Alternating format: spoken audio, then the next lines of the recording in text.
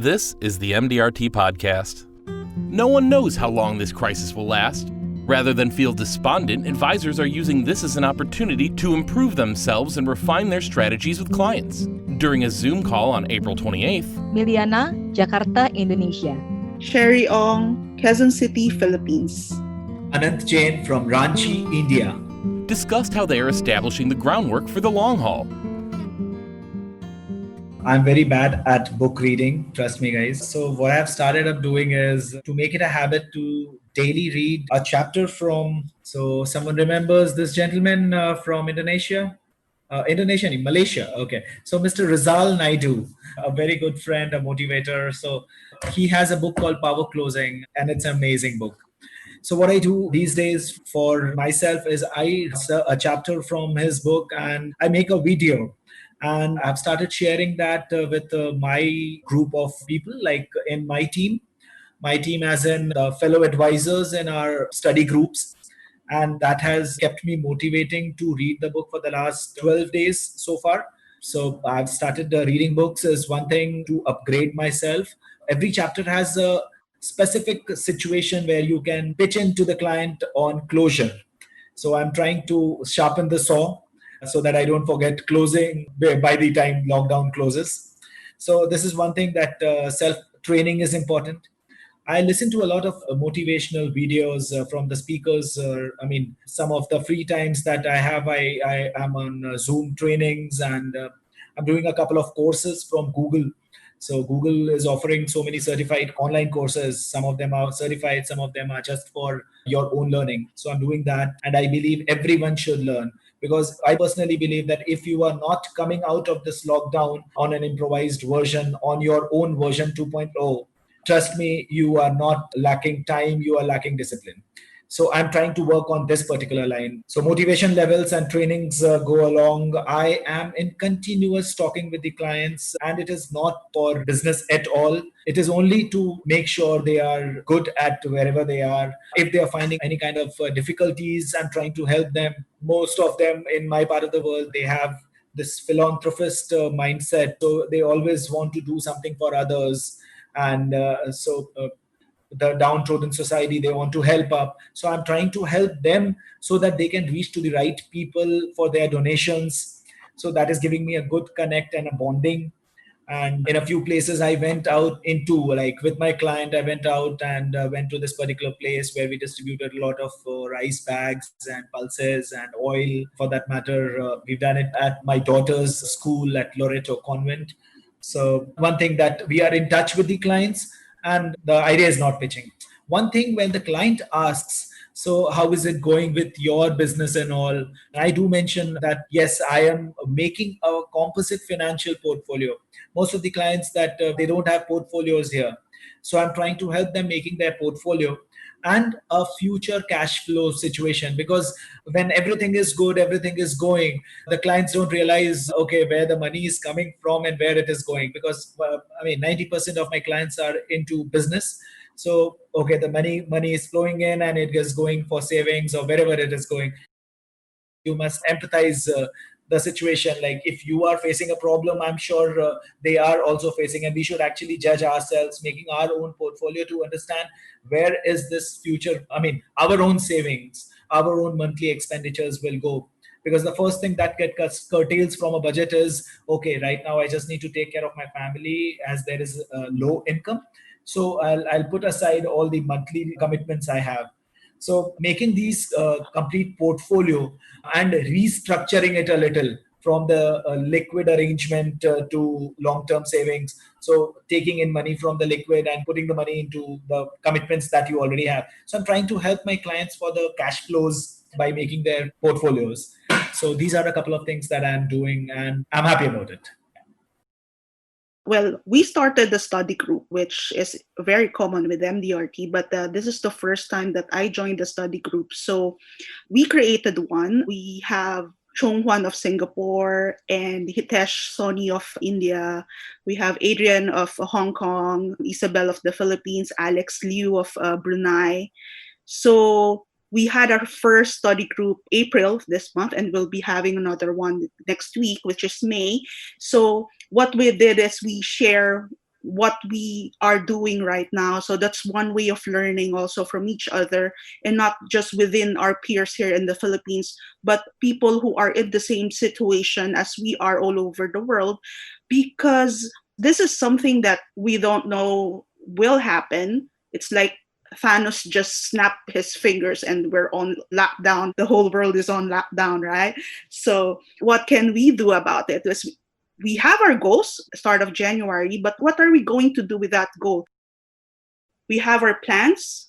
We review what course we were about to take or what path we were about to take, and then we just set aside those things that is not applicable right now, and gather informations from everyone that you know can help you. Emily was sending me videos and it helps a lot, and I thank her for that. It's really something, because we are not the only ones who's affected, but everybody is. But if we are positive and we spread positivity, it will affect everybody else. It's not bad not to watch the news 24/7 because everything's the same. It is all right to just read the summary. But we have to do something about upgrading ourselves, like what I said, like what you guys have said. We have to start upgrading ourselves. We have to do something about it. We have to learn from each other. We have to reach out to our co-MDRT members and just ask them, how are you doing it this time? Do you still have sale at this time? How do you conduct it? So one of the things that I learned from a colleague is, well, this is supposed to be a summer time in the Philippines where everybody's going out of the country or going to the beach or going to travel with their family. So everything is put on hold. So they have travel money that is not being used right now. Maybe they can reallocate those money to create a new fund. Maybe take care of their health fund or upgrade their retirement plans. So these are some things that we can learn from each other, and yeah, let's spread positivity. So, what specific changes are you making in your practice to prepare for the long term? For me, it's going back to basic, which is life insurance. So for quite some time, we are more into the investment side of it. So if right now that what we call the market is on sale, we don't want to say the market is down, but the market is on sale. So we also have to reiterate the importance of having a life insurance. So that's the focus. It's more of the protection. It's more of for critical illness, more on healthcare. And I don't want to think that this will be longer than it would be, but we have to be ready for it. We have to adapt to the situation. And we just have to be more caring and be more passionate about what we do. And as you guys have said, we are one of the more important people right now with what's happening. We have to be responsive and responsible to our clients, especially those who have been affected by COVID. And not just that, because we have to identify which areas or which occupation is mostly affected by it, and we have to be sensitive about it. Because, for example, I have clients and prospects who are in the tourism industry who are greatly affected with the cancellations of flights and the hotels and resorts being canceled. We have to be sensitive in approaching them, in doing the policy review and telling them that what they need or what they have to do with their finances, because right now all they want to do is to get hold of their cash, because as they said, they don't know when this will end, and they don't want to think about the future just yet because they want to be ready for what's going to happen now and tomorrow.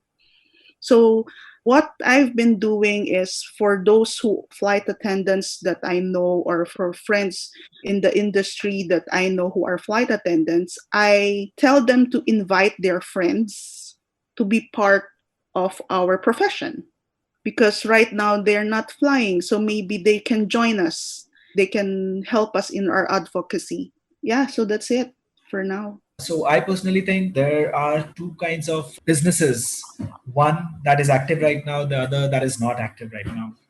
So I have made a list of such businesses which are active. The essential services are available. The doctors are available. People in the medical industry, there are people who are selling thermometers, people who are selling masks and the suit and stuffs. So I have made a small list where people are still, their system is on. So people into the food grain business, their business is doing superbly well. They are minting money right now because that is the only thing that is moving on. So there are these are the two kind of lists. The other one is like Sherry said about the tourism industry, or for that reasons those small businessmen who don't have the access to go to their offices because they put up into the non-essential things. So these are the two things. So what I have started working on is when people come back to their work, the first thing that they will lack is the lack of money. So when this money is not there, what I'm trying to do with my office right now is I'm trying to update them with making a list and making a data of clients who are investors with us. So I'll be making them loans available from the insurance company. So we are not talking to the clients of making the loans available right now, but we are preparing with it, compiling the entire data with the company that whatever amount is available so that for their pursuit. So this is one thing that we are doing, that people will need money and we should be the first to give them back. So I personally think this will help them. So prospecting is still on. I'm talking to these people whose businesses are on right now. So working with them. One thing that I'm doing right now is I'm a part of a business group where we have 50 to 60 businessmen, and we are helping each other to get more business. So what we're doing right now is we are promoting each other. So every day we are focusing on one businessman and we are promoting, like I have some order 3,500 clients mobile contacts on my phone. And so what I'm doing is I'm putting them on my WhatsApp status or Facebook status, and we could generate business. There are people in my contact, say, I'll give you an example of yesterday. There was, I just posted a poster of the sanitary ware guy. So this guy works for all the sanitary ware and pumps and pipes and stuffs. So got a text from Australia. Hey Anant, how are you? Could you just let me know if this guy could still deliver stuffs and help me with the installation also, because my parents are back there in Ranchi, and they are finding a problem. So putting up these status generates a little business for someone else. And as we know, the law of karma, what goes around comes around. So if I'm helping people to earn a little, they'll help me to earn back. So at this particular point of time, I'm not selling myself, but I'm selling for others. I keep getting messages from my Asian fraternity friends. Have you started selling sanitary wares and pipes? So the day before yesterday was one of the most pious days India. We call it Akshay Tritiya. So on this particular day, people buy gold. And I was putting up a poster of a friend and a client, the gold selling and stuff like that. So got a couple of calls. Oh, you have moved into selling gold? No, I'm not selling gold. I'm just promoting him, and he could generate business because I was putting it on status. So there is a trust factor, right? Because people trust us because we take care of their money, and if we are promoting someone, they will bank on it. So I personally believe if you help your clients at this time, because everyone is closed, none of the jewelry shops are open right now, but on such a pious day, I mean, there are two basic pious days in the country. One is 2 days before Diwali, if you know. It's a festival of lights that we celebrate in our country. Just 2 days before that, and this time of the year, I mean, in April, it is called Akshay Tritiya. So the 2 days are the highest ever sales for jewelry people. So promoting them. So this is one thing that I'm doing, and I'm getting a lot of satisfaction when they give the message back. Anant, your friend named you and called up and booked so much amount of stuffs. It gives a lot of satisfaction. So I'm trying to do that right now. This will actually create a lot of relationships with them, because who else is doing things for others? So if you are doing, I'm sure none of them can move into my place of being an advisor for them. Yes, I think this is one thing that I'm focusing on long term relationship building and helping others. Over to you, Millie. Okay, agree with Anand that we have to focus on long-term relationship with our client. In this situation, when the economy is down, in one side, economy is down, but in the other side, I believe that people more aware about protection.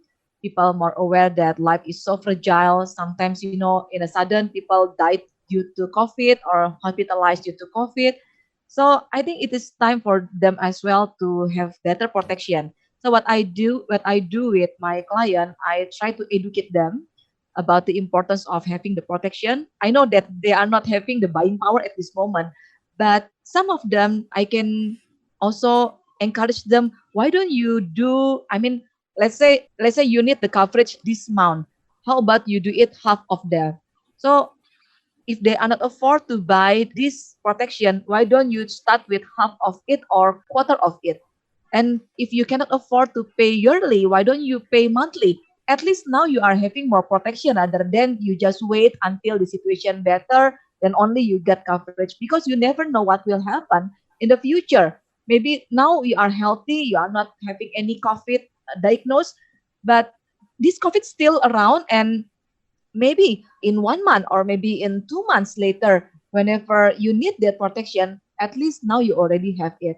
So I encourage them. It's good for us now to educate. I believe that this is the time for us to sow.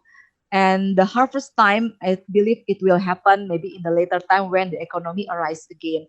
And what I do, I'm trying to brand myself, the social media, because this is the time then when people look at us not face to face meeting. So they are now their eyes is more on the social media.